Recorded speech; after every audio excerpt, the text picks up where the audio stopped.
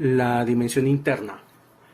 Temas para este audio: la providencia divina y la Sefirot.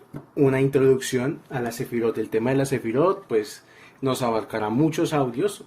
El audio para hoy tiene que ver más con tocar un poco el tema de la providencia divina, en qué consiste, y después de ello una introducción al tema de las Sefirot. Usualmente estudiar este tipo de temas, de hecho estudiar Kabbalah, llega a ser muy complejo, llega a ser muy profundo. A veces es recomendable empezar únicamente a estudiar Torah y estudiar Talmud, estudiar leyes. Muchos rabinos así lo indican que se debe hacer.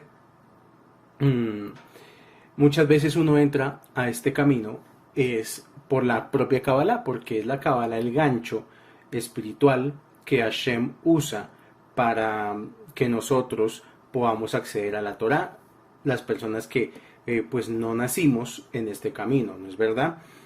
Entonces, al ser tan complejo el estudio de la Kabbalah, a veces toca tratar de aterrizar ciertos conceptos con ejemplos de la vida cotidiana para entender cómo funcionan este movimiento de energías a través de los diferentes olamot, de los diferentes universos.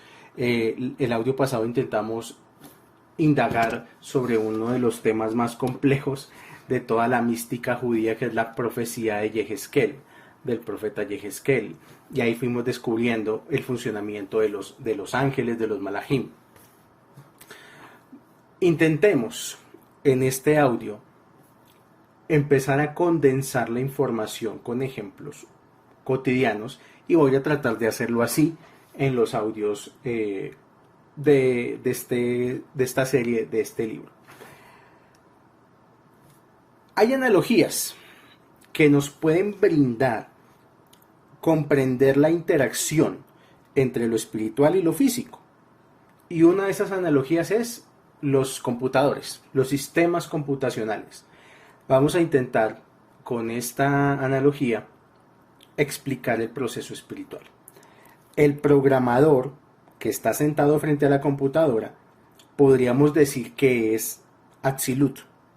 Entonces Atzilut es aquel que enciende la computadora, enciende los programas, manipula la computadora.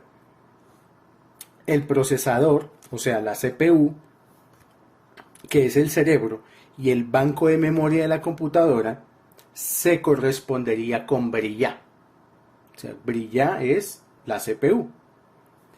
El mundo del pensamiento.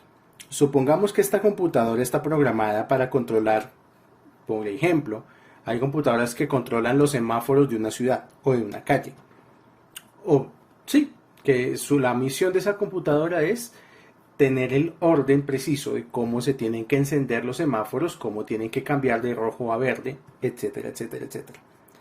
En tal caso, tendría que haber líneas de transmisión que salieran de la CPU y conectara la información de la CPU con todos los semáforos de la ciudad. O sea, tendría que haber algún sistema, sea Wi-Fi o sea por cable, que haga que la CPU esté todo el tiempo conectada con los semáforos de la ciudad.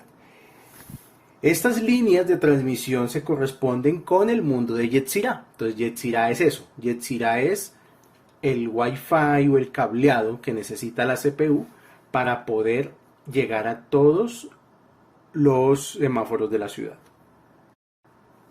Los semáforos mismos son los elementos periféricos donde el sistema desemboca finalmente, y se corresponderían con el universo de Asiyah, que controla el movimiento en el mundo físico. Entonces ya el semáforo en sí es el resultado de todo el proceso que viene detrás y que empieza con el hombre que prendió la computadora e inició la secuencia de comandos para controlar los semáforos de una ciudad.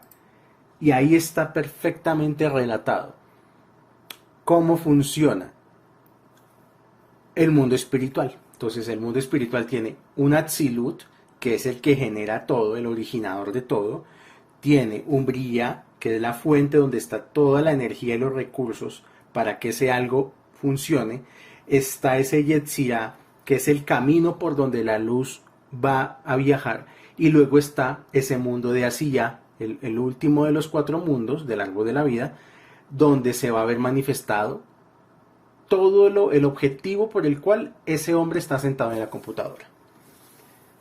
Ya hemos señalado que la relación que hay entre lo espiritual y lo físico es siempre dinámica. Esto implica que la dirección providencial que el Creador hace del mundo nunca para. Él siempre actúa en el mundo guiando los acontecimientos con base en ¿qué? Con base en nuestros actos. Nuestros actos son señales que uno le envía al sistema espiritual y el sistema espiritual actúa como un espejo. De acuerdo a nuestros actos, se van a ver ciertas señales en el mundo físico.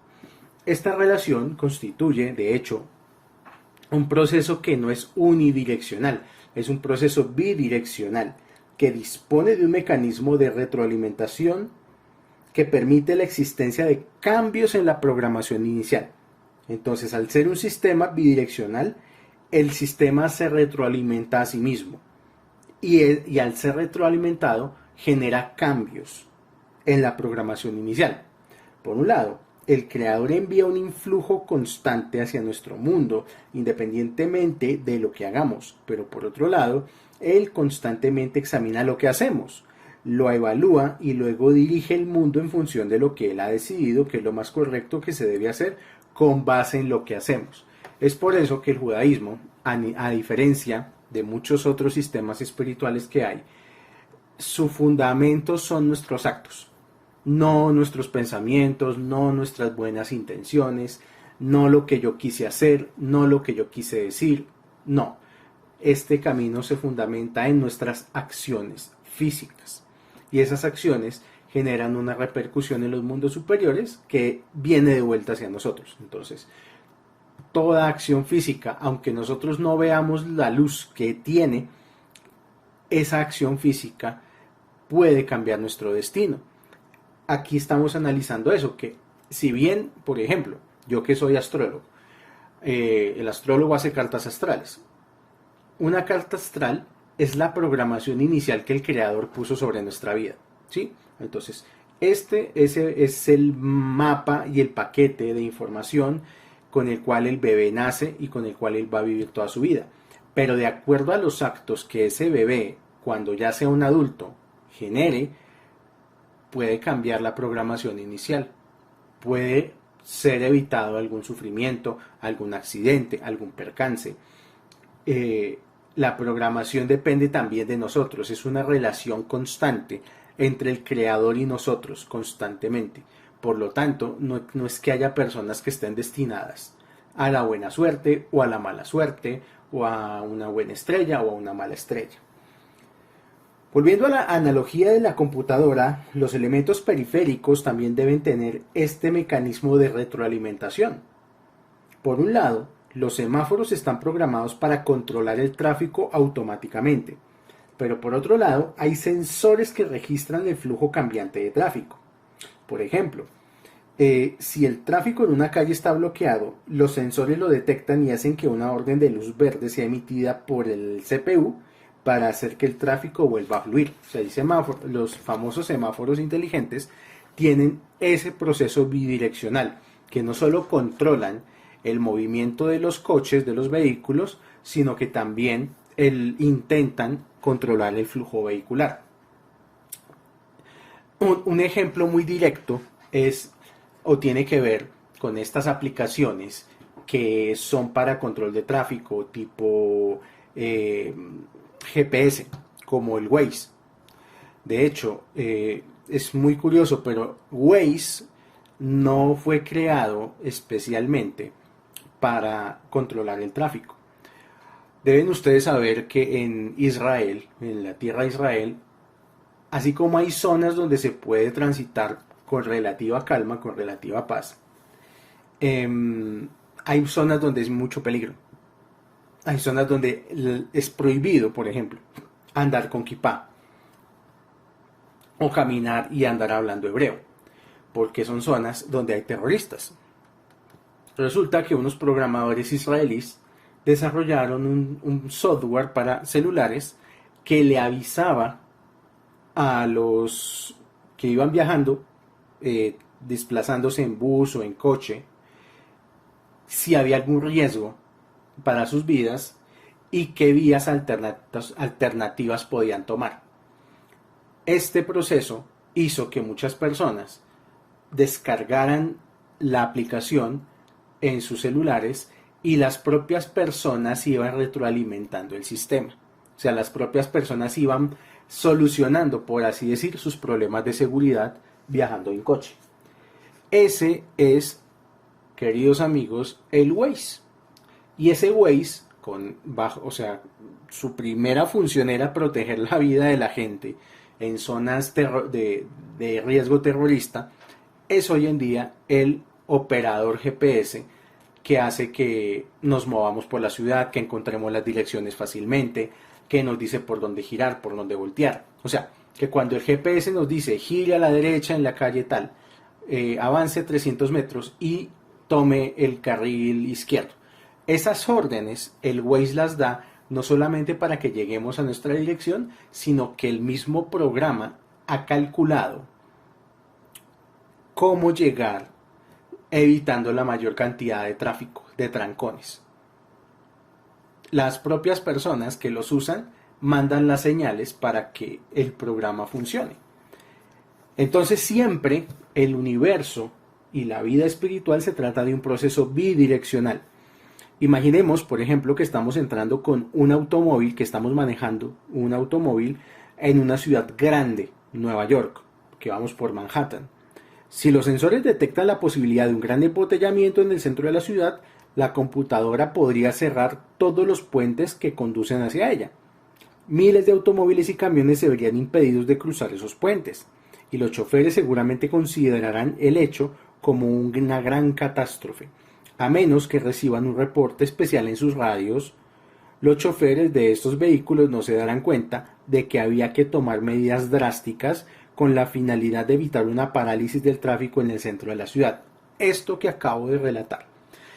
Vivir en trancón es lo que viven los goim, la mayoría de las personas en el mundo, porque como no conocen los flujos de energía por universales, viven todo el tiempo entranconados. La persona que usa Waze, que calcula su ruta, que se mete por entre las calles, por entre los barrios y que evita los trancones, ese es el estudiante de Torah, el estudiante de Kabbalah. Es aquel que se ha liberado de ese tráfico denso donde está la gran mayoría de la gente y ahora puede andar y fluir fácilmente por cualquier parte de la ciudad. Y Waze es básicamente ese flujo de energía divina que ayuda a esa persona a moverse por la ciudad evitándose tantas complicaciones. Ahora, ¿qué hace una computadora cuando detecta un automóvil pasar la luz roja a una velocidad excesiva? Puesto que en tal circunstancia el riesgo de un accidente de tránsito aumenta exponencialmente, le dará aviso a la patrulla de policía más cercana para que de inmediato acuda y adopte las medidas necesarias. Para evitar una tragedia mayor, la computadora en cuestión podría adoptar medidas drásticas. Está programada para hacer que el tráfico fluya de la forma más suave y segura posible. Para cumplir tal cometido, el mecanismo de retroalimentación de lo que ocurre en la realidad es indispensable, por lo mismo que estamos diciendo. También, así como tal cual está el ejemplo, cuando hay una persona que va muy rápido por la vida y sí o sí se va a estrellar, el sistema se encarga de frenarle los procesos, de frenarle la vida. Muchas personas se preguntan, ¿por qué no me salen las cosas? ¿Por qué no me sale el trabajo que quiero? ¿Por qué no me sale la relación de pareja que quiero? ¿Por qué? ¿Por qué? Muy seguramente tiene que ver con esto, con que la persona en realidad todavía no está preparada emocional y espiritualmente para recibir ese flujo de energía y lo más seguro es que se termine estrellando de nuevo. Todos estos procesos están incluidos en el rubro general de lo que llamamos este concepto de providencia divina o hashgaha, la palabra hebrea para la providencia divina es Ashgahá. Es lo que queremos decir cuando afirmamos que Dios es el Rey del universo. El Rey del universo significa que su providencia está constantemente en acción, guiando el mundo hacia su objetivo. Muchas veces, religiosamente pensamos que Dios es un rey a la forma del ser humano. O sea, que desde el punto de vista humano, el rey es una especie de dictador que está por encima de los demás solamente con un objetivo de dominación. Desde el punto de vista del judaísmo, aceptar que hay un creador del universo y que ese creador del universo está en control de todo, no es con ese propósito. Dios, bajo esas circunstancias, no necesita de nuestra aprobación, tampoco necesita de nuestra adulación. Reconocerlo nos beneficia es para ser conscientes de que este universo tiene unos flujos de energía divina y que debemos aprender a encaminarnos en esos flujos de energía divina. La tarea principal de perfeccionar el mundo pertenece al ser humano. Al respecto, hay un salmo que dice, Salmo 115, versículo 16, abro comillas, el cielo pertenece al Eterno, pero Él entregó la tierra a los seres humanos, cierro comillas. Es decir, es responsabilidad del hombre utilizar el libre albedrío que el Creador le dio para el bien y coayudar así a que el mundo se adecue también al plan divino. Al hacerlo, se convierte en socio del Creador y adquiere la capacidad para tomar parte en la bondad última que Él puede proporcionarle.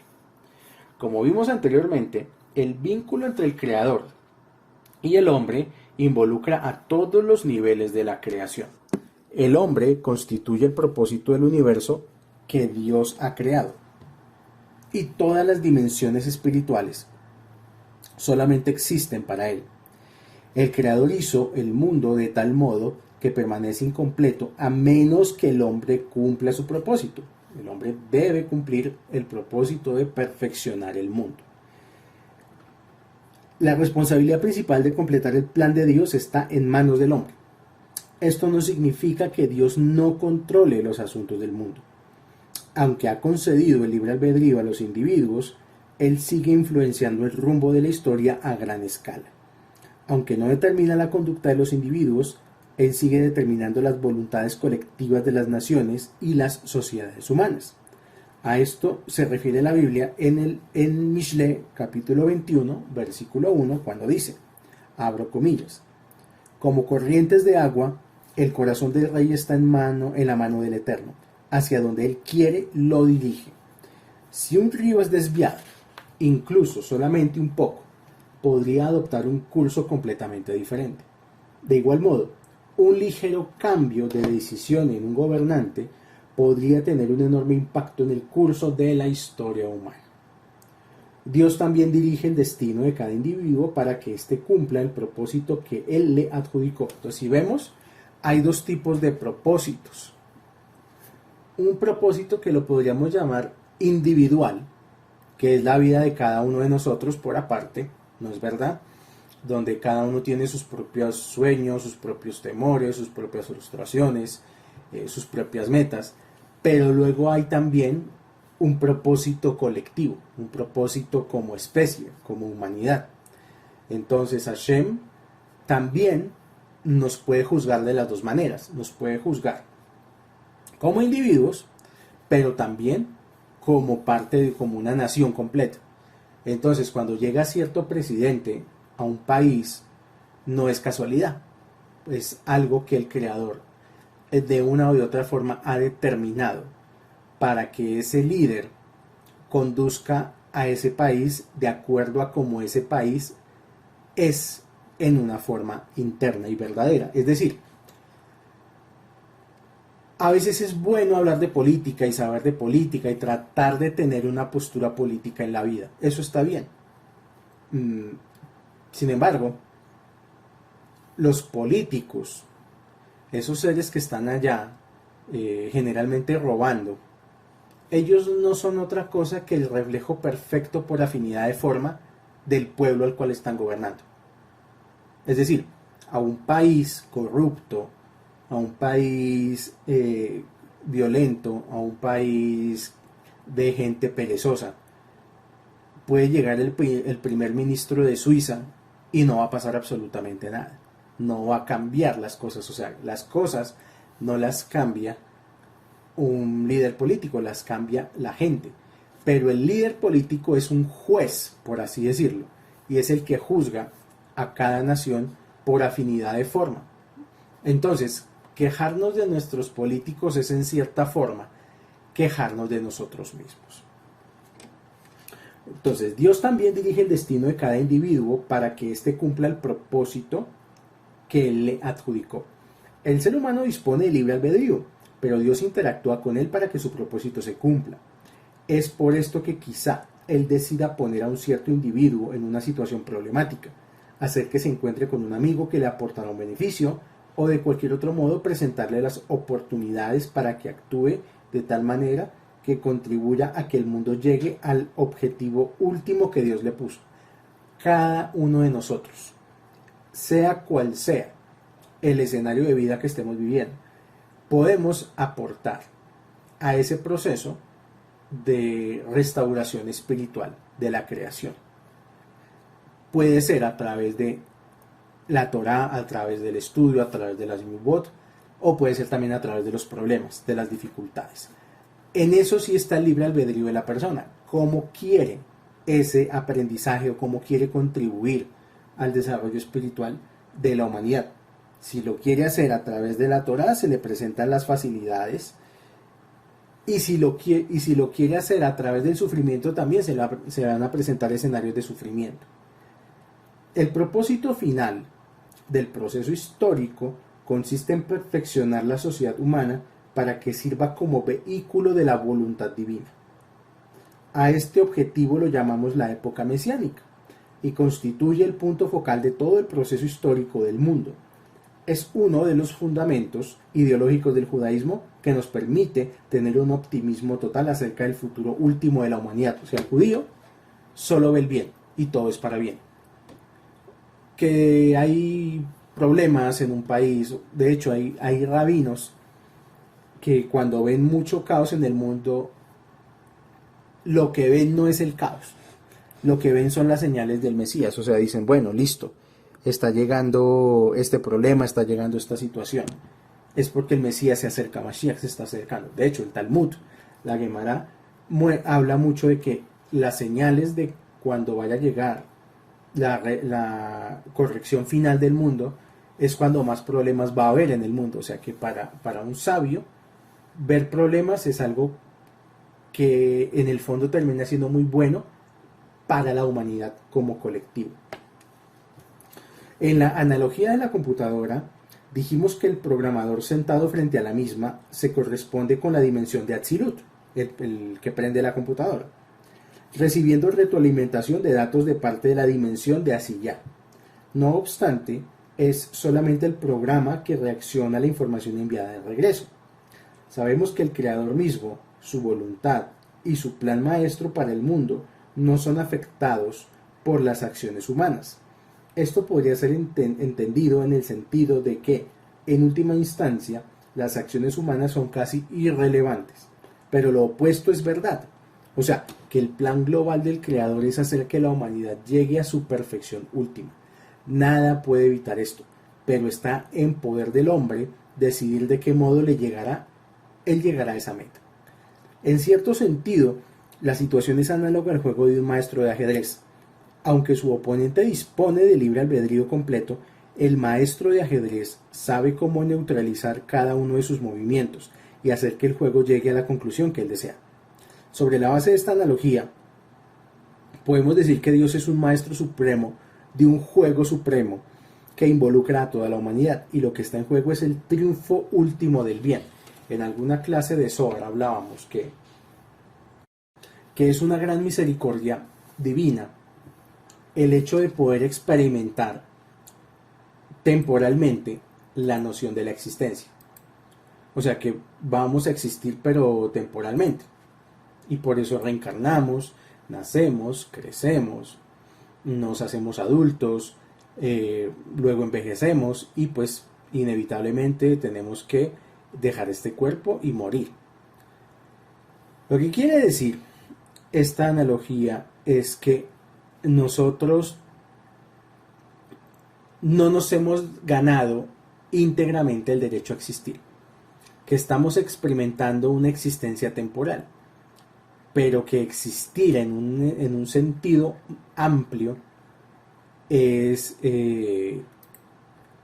algo que nos estamos jugando en esta encarnación, en esta vida.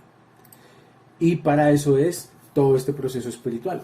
Cada persona, con sus acciones materiales y espirituales, se está ganando el derecho de su propia existencia permanentemente. Lo que Hashem nos da son las herramientas para lograr ese crecimiento.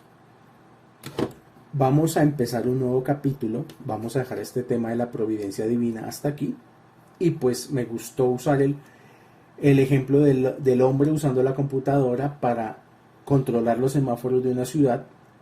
Este ejemplo es muy bueno para cerrar el tema de los 4 mundos, para empezar un nuevo capítulo que son las Sefirot. Las Sefirot, cualquier persona pues que sepa mucho o poco de Kabbalah, sabe que es un árbol de la vida, o lo puede buscar en Google, árbol de la vida Kabbalah, y le van a salir imágenes, que es un esquema que generalmente tiene 10 esferas, a veces tiene 11.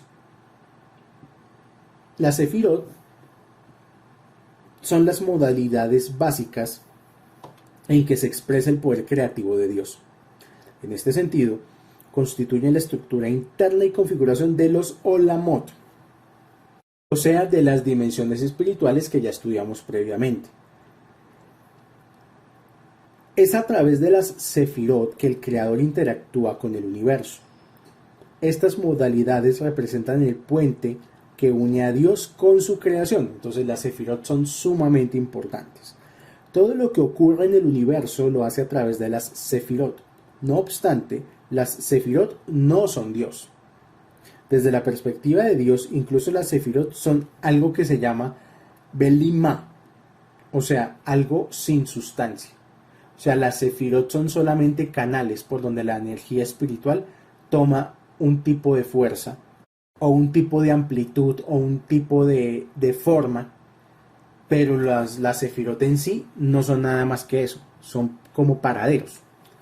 Las Sefirot se reflejan en el ser humano y, gracias a eso, él participa de lo divino. Los maestros de la Kabbalah enseñan que las cualidades más básicas del nivel emocional humano son el amor o el miedo. O sea que no hay más emociones que esas dos.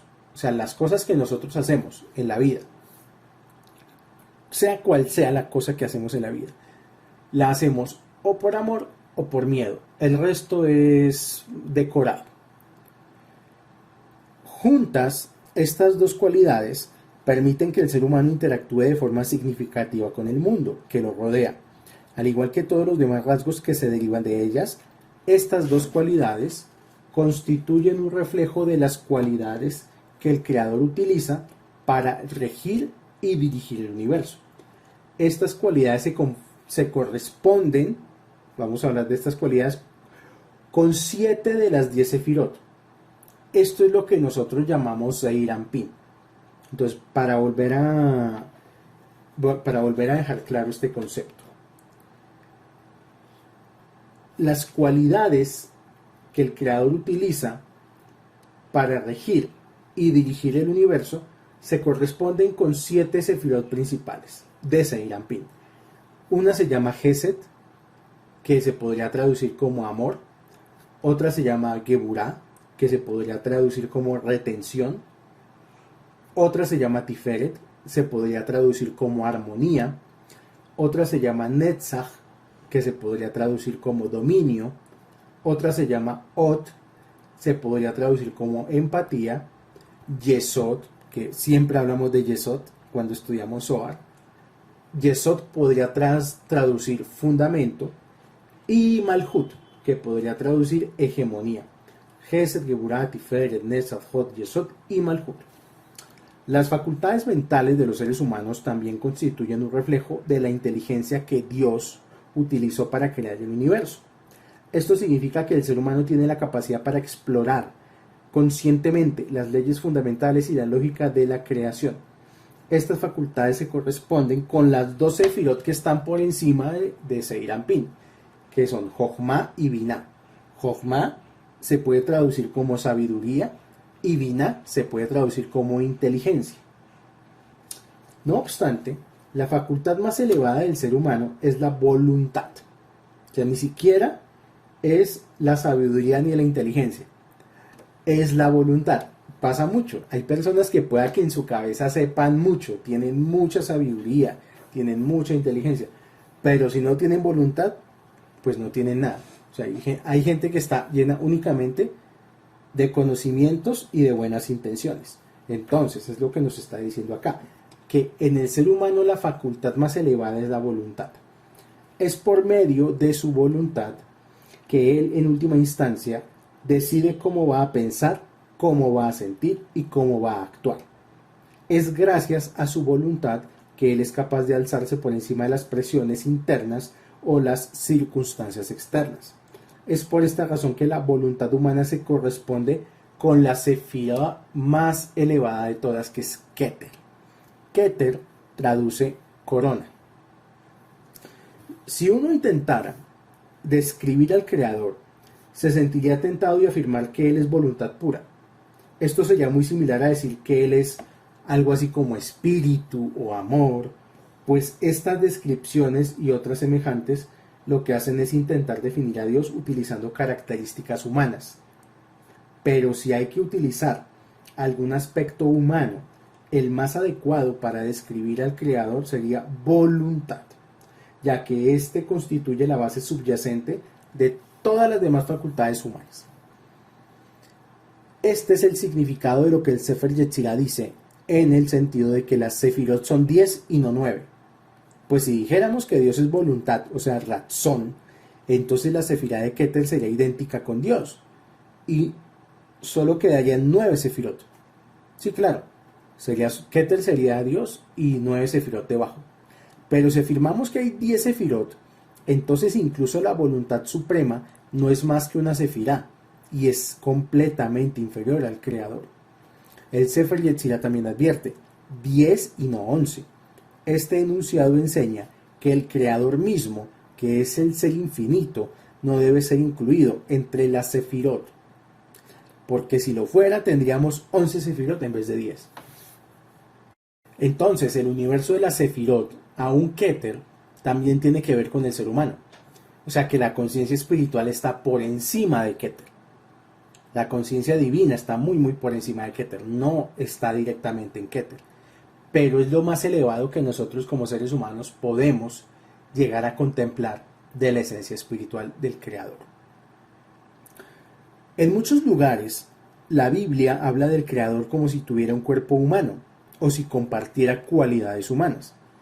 Hay numerosos versículos que hablan de expresiones tales como los ojos de Dios, los oídos de Dios, la mano de Dios, etc. El texto bíblico nos dice literalmente que el Creador ve y escucha, huele y camina. Se le atribuyen cualidades tales como voluntad, sabiduría, verdad, bondad, clemencia, justicia, fuerza e incluso emociones como la alegría o la cólera. Sí, muchas veces en la Torá habla de que Dios se enfureció y castigó al pueblo, etcétera, etcétera, etcétera. En todos estos casos, la Biblia utiliza expresiones antropomórficas para describir al Creador, puesto que Él obviamente no tiene forma física y no puede ser pensado en términos materiales. Ahora, ¿qué significa la utilización de estas expresiones? O sea, ¿por qué si el Creador no tiene cuerpo, no puede ser no puede tener una representación antropomórfica? Porque la Torá muchas veces nos habla de la bondad de Dios, la mano de Dios, la ira de Dios. La explicación simple de por qué la Torá expresa expresiones antropomórficas es algo así como que Dios toma en préstamo expresiones relativas a sus criaturas para describir su relación con el mundo. Y esto lo tomo de los comentarios del Midrash Mejilta y de Rashi Hashemot. Dios solo puede hablarnos en un lenguaje que nosotros seamos capaces de entender. Y por eso la tradición talmúdica enuncia la regla de que la Torá habla el lenguaje de los seres humanos. Esto significa que puede utilizarse una alegoría física para expresar una relación filosófica profunda entre Dios y la creación. Así, por ejemplo, cuando la Torá habla de los ojos de Dios, está aludiendo al hecho de que Él es consciente de todo lo que ocurre en el mundo, no que Dios tiene ojos. Cuando habla de su mano, se refiere al hecho de que Él manifiesta su poder y su providencia al guiar el destino del mundo, no porque tenga una mano física. En un sentido similar, cuando habla de la alegría o de la ira del Creador, lo que hace es atribuirle las mismas emociones que nosotros sentiríamos si hiciéramos lo mismo.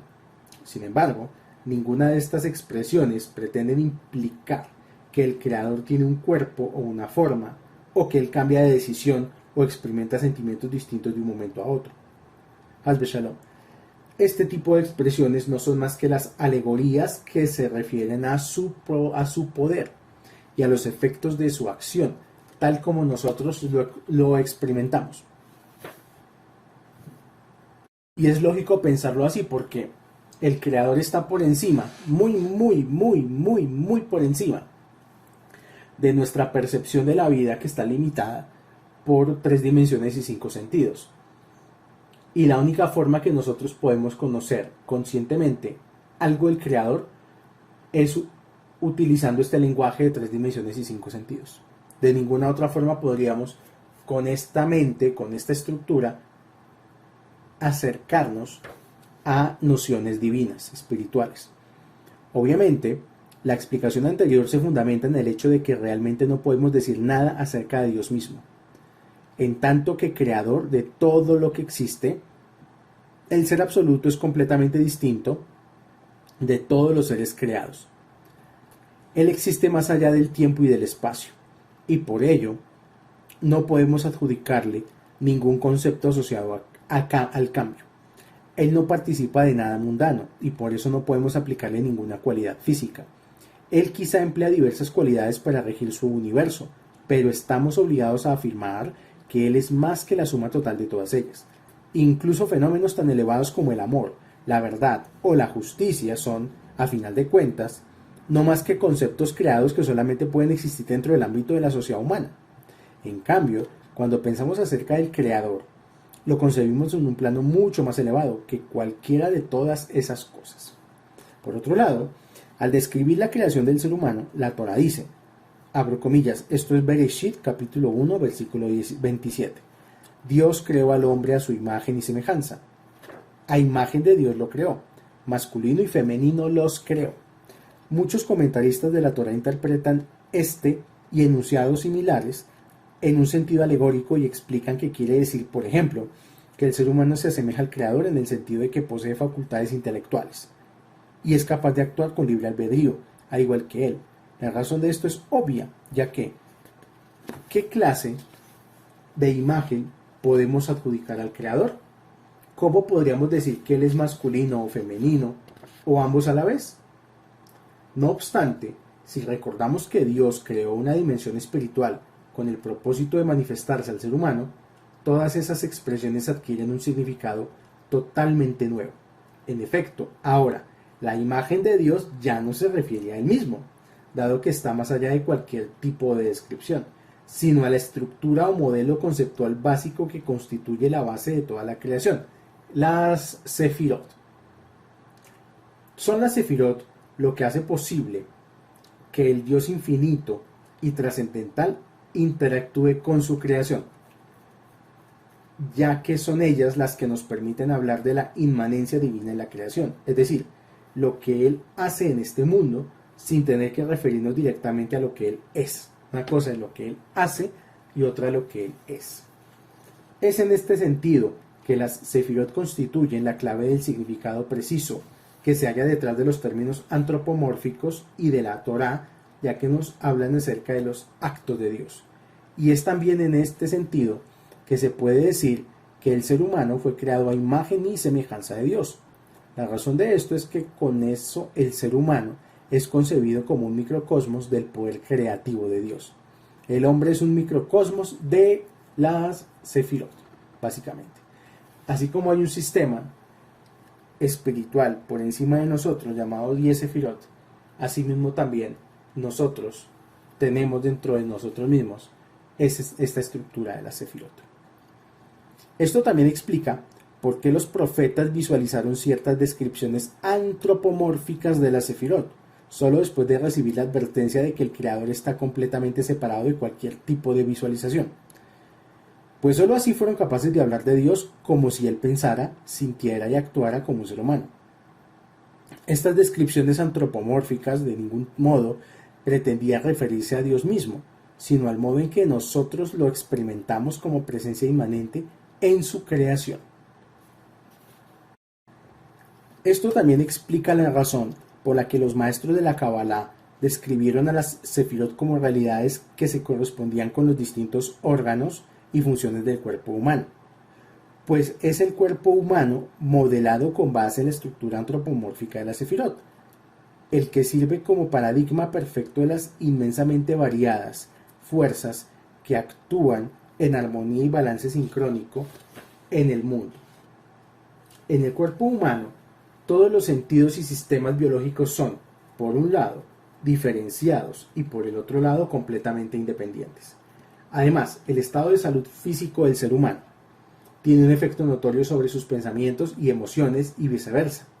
Del mismo modo, cada sefirá constituye una fuerza o modalidad específica a través de la cual Dios gobierna y sustenta el universo.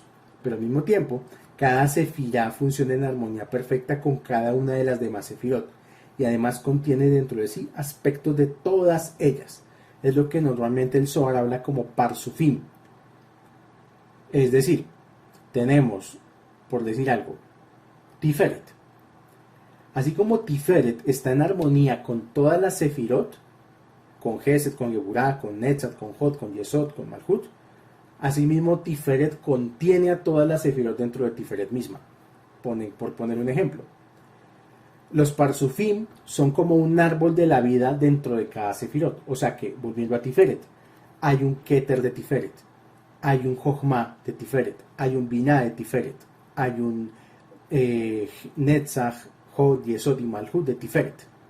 Y así con cada una de las 10 Sefirot. En última instancia, las Sefirot no son Dios. Aún así, nos permiten hablar de la inmanencia divina en este mundo y describirlo en términos de esta relación. Es solo por intermedio de las Sefirot que podemos atribuir a Dios ciertas cualidades y atributos. Es también por medio de las Sefirot que Él contrae su luz y proporciona al ser humano la capacidad para recibir de Él un regalo que nosotros llamamos la existencia. Es por medio de la Sefirot, como explicaba en alguna ocasión, que si Dios fuera la corriente eléctrica pura, las Sefirot son los transformadores para que esa corriente nos ayude a encender nuestros electrodomésticos y no para que nos destruya esta misma corriente. Vamos a continuar en un próximo audio. Vamos a estudiar la esencia de la Sefirot. Vamos a descubrir a qué parte del cuerpo corresponde la Sefirot.